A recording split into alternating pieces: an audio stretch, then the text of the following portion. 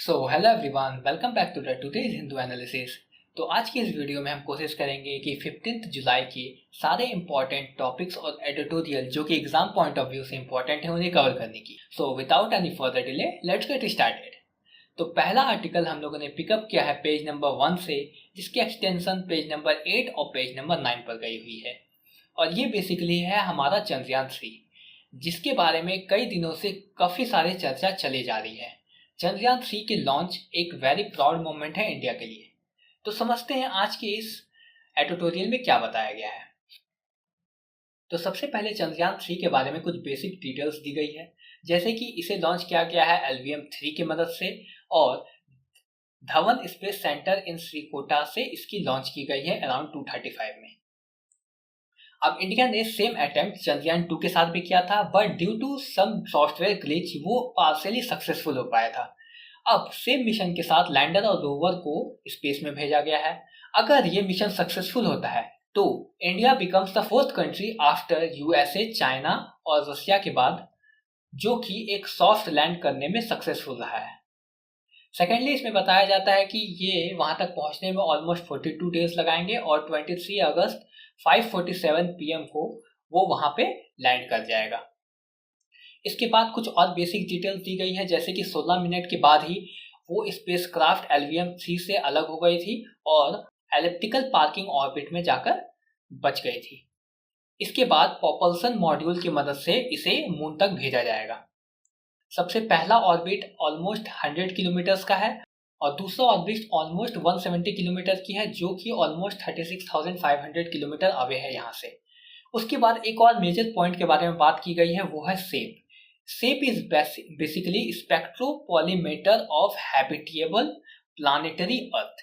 Basically ये एक ऐसा मैकेनिज्म है जो यहाँ से यानी कि अर्थ से निकलने वाले रेडिएशन या फिर रेस को कैप्चर करेगा, ताकि इस तरह के रेस को ताकि हम समझ सके कि अर्थ जैसे कंट्री जहाँ पे लाइफ पॉसिबल है वहाँ से किस तरह के रेस एमिट होते हैं, ताकि इन फ्यूचर अगर हमें पता करना हो कि अगर किसी और प्लानिटरी एक्सोप्लैनेट में लाइफ है या नहीं, तो हम इस तरह के रेस को कैप्चर करने की कोशिश कर सकते हैं। अब हम पढ़ते हैं पेज 9 की तरफ, जहाँ पे वापस से चंद्रयान 3 के बारे में कुछ और बातें बताई गई है।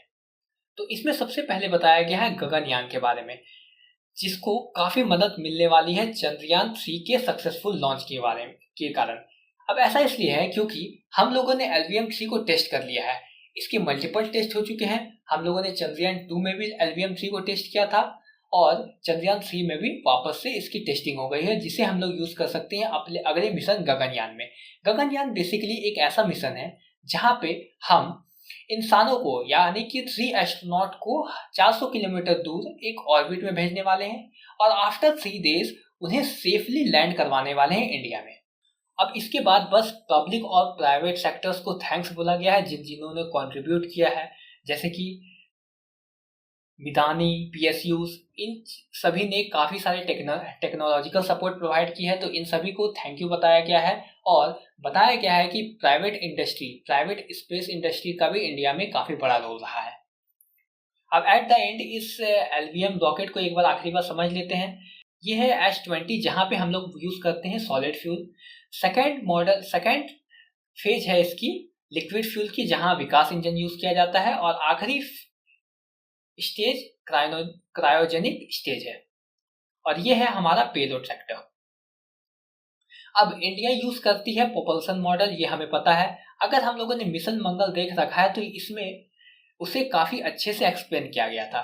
बेसिकली क्या होता है, ये अर्थ है, जैसे ही एक पर्टिकुलर पॉइंट पे आता है तो उसे फायर किया जाता है, जिससे उसकी ऑर्बिटल बढ़ती चली जाती है।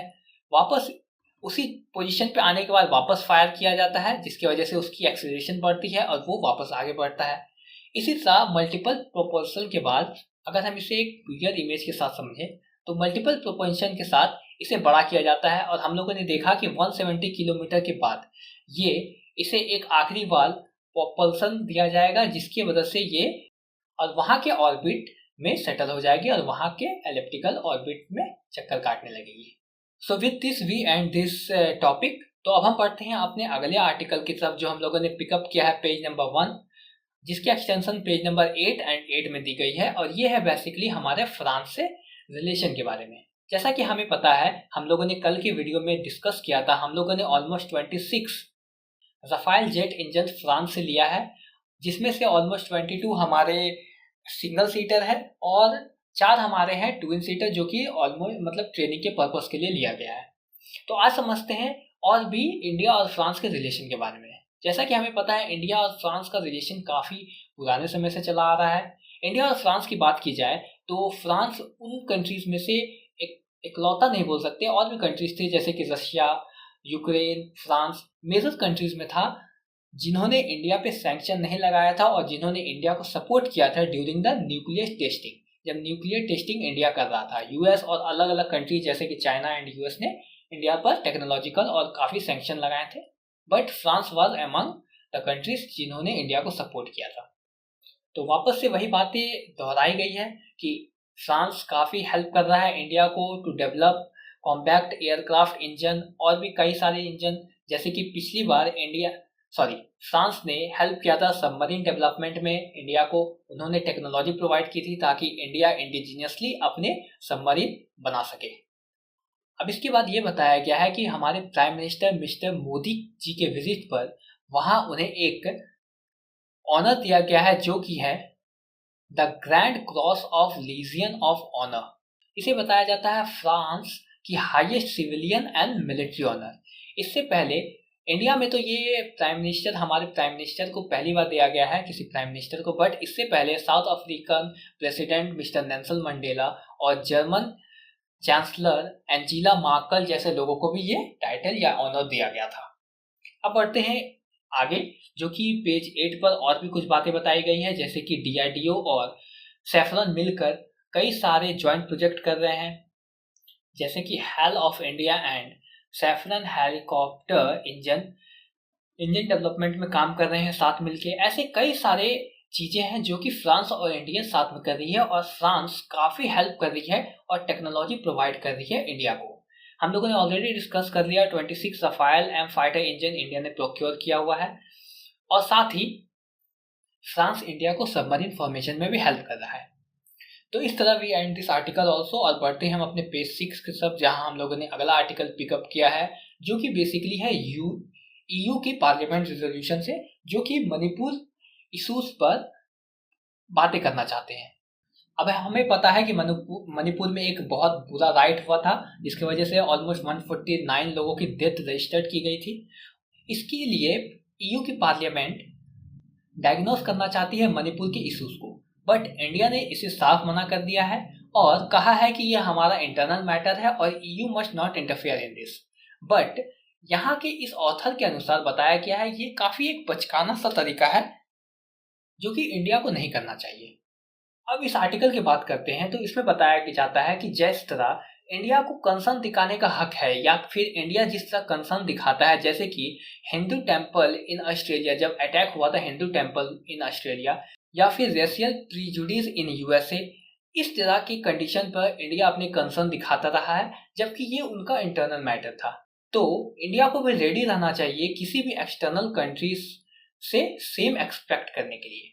अब ईयू का कंसर्न ऐसा है क्यों? ईयू इस बारे में डिबेट इसलिए करना चाहती है क्योंकि बेसिकली उनका पर्सपेक्टिव इस केस को लेकर कुछ अलग है। वो एक रिलीजियस एंगल से इन्हें देख रहे हैं। बेसिकली क्या है, ये right between the Meiteis and Kukis and Nagas, मतलब मेटीज एक साइड यानी कि वैली में रहने वाले लोग, और ट्राइबल पॉपुलेशन जैसे कि नागास और कुकीज। बेसिकली बताया जाता है कि मेटीज आर मोस्टली हिंदू और कुकीज और नागास आर क्रिश्चियन डोमिनेटेड। तो ईयू इसे इंटरप्रेट कर रही है कि Hindu is trying to dominate over Christian. तो इस एडिटोरियल में बस यही पॉइंट आउट किया गया है कि इंडिया को एक मोर मैच्योर वे में इसे आंसर करना चाहिए, उसे ईयू को रियलाइज करवाना चाहिए ये एक बेसिकली रिलीजियस मैटर नहीं है।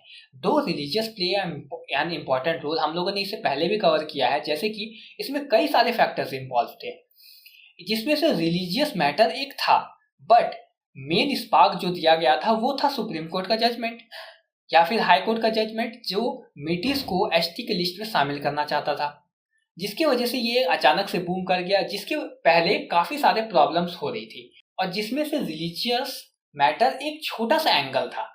तो इसे कंप्लीटली रिलीजियस मैटर के रूप में ना देखा जाए, इसके ओवरव्यू को समझा जाए, बस यही बातें समझाने को बताई गई है। तो इस एडिटोरियल में बस यही दिया गया था। अब हम पढ़ते हैं अपने अगले एडिटोरियल की तरफ, जो हम लोगों ने अगेन पिकअप किया है पेज नंबर 6 से, और ये है हमारा वर्चुअल समिट के बारे में, जिसे हम लोग वर्चुअल साइलेंस भी कह सकते हैं।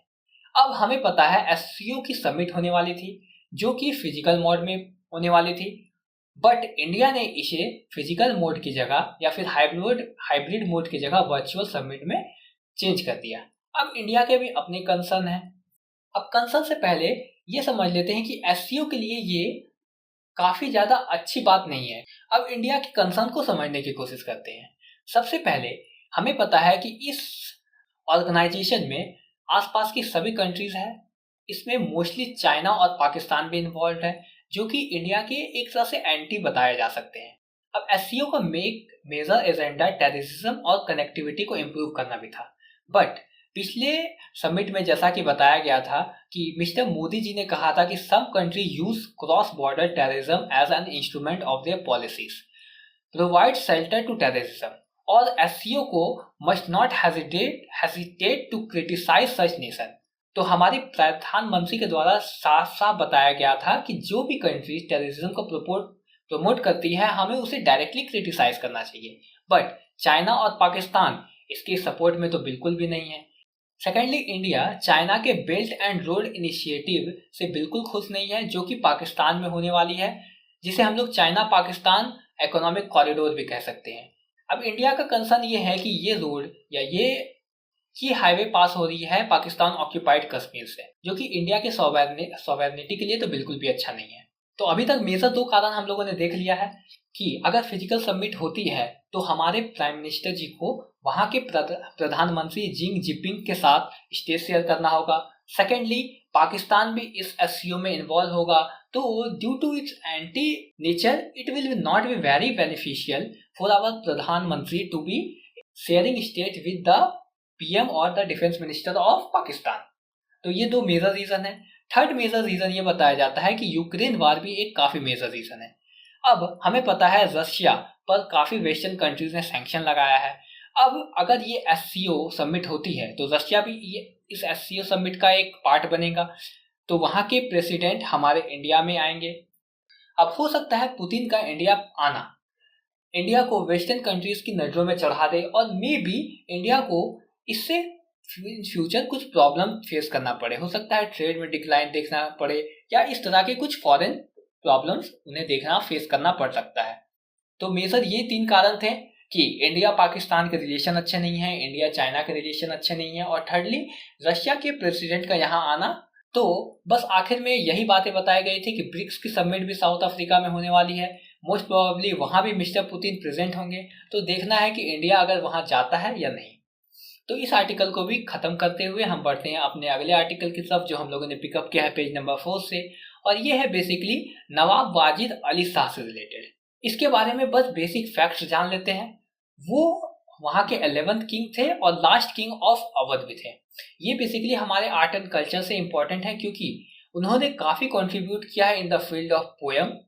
वो प्ले राइटर भी थे, डांसर भी थे, और ग्रेट पैट्रियट भी थे। अब उनकी वाइफ का नाम हम लोगों ने एंशिएंट इंडिया में काफी सुना होगा, at the time of 1857 soldier mutiny, जहां पे Begum Hazrat Mahal rose against British East India Company Awadh के साइड से। अब इसके बाद वहां के किंग को एसेसिनेट कर दिया जाता है, उनके साथ एक ट्रीटी साइन की जाती है और उन्हें कलकत्ता भेज दिया जाता है, और उन्हें पेंशन पे रख दिया जाता है। कलकत्ता जाने के बाद ही वो काफी सारा कंट्रीब्यूट करते हैं आर्ट एंड कल्चर में। तो आफ्टर दिस हम बढ़ते हैं अपने अगले आर्टिकल की तरफ, जो अगेन हम लोगों ने पिकअप किया है पेज नंबर 10 से, और ये है बेसिकली नाथुला पास से related. UPSC map based question भी पूछती है, इसलिए हम लोग बस नाथुला पास के कुछ लोकेशंस और आसपास के चीजें देख लेते हैं। तो जैसा कि हम देख सकते हैं, नाथुला पास सिचुएटेड है सिक्किम में, और ये हमें कनेक्ट करता है चाइना से, बेसिकली तिब्बत से, बट अब वो चाइना का ही पार्ट है। अब ये पास इंपॉर्टेंट क्यों है? क्योंकि जब चाइना और इंडिया के बीच अच्छे रिलेशंस थे या फिर ट्रेड चलते थे, तो इसी पास के थ्रू बुद्धिज्म यहाँ से वहां जाते थे, या फिर ट्रेड पॉसिबल होता था, या फिर एक पिलग्रिमेज साइट कैलाश मानसरोवर यात्रा भी इसी पास के द्वारा की जाती थी। अब ये काफी इंपॉर्टेंट इसलिए भी है क्योंकि ये डोकलाम रीजन के भी काफी पास है, जो कि काफी न्यूज में भी रहा है। डोकलाम रीजन भूटान का वो रीजन है जो कि चाइना क्लेम करता है उनका है। अब अगर चाइना की डोमिनेंस भी इस डोकलाम रीजन पर आ जाती है तो ये इंडिया के लिए काफी कंसर्न हो जाएगा, क्योंकि ये सिलीगुड़ी पास के काफी पास है और यही वो पास है जो कि नॉर्थ ईस्ट इंडिया को हमारे टोटल इंडिया से कनेक्ट करे हुए है। अगर हम यहाँ देखिए, अगर ये सिलीगुड़ी पास को चाइना डोमिनेट करता है तो हमारा main land north east part से कंप्लीटली अलग हो जाएगा। तो बस इसकी लोकेशन को हम ध्यान रखेंगे। ये चुम्बी वैली ऑफ तिब्बत को कनेक्ट करता है इंडिया से थ्रू सिक्किम, और डोकलाम रीजन भी इसके काफी पास है, अराउंड 50 to 60 किलोमीटर अवे। तो इस तरह हम लोग कंप्लीट कर चुके हैं आज के सारे important topics. I hope you understood every topic. If you like this video, give it a thumbs up and subscribe to our channel. We will keep posting Hindu analysis on the daily basis. So see you all in the next video. तब तक के लिए keep learning and keep exploring.